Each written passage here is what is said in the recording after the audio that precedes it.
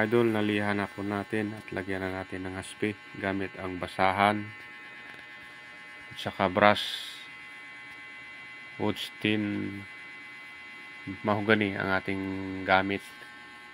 Ayan mga idol, at tuloy-tuloy lang ang ating paghagod. Kahit pabalik-balik po yan, ayos lang po yan. Wala pong problema dyan.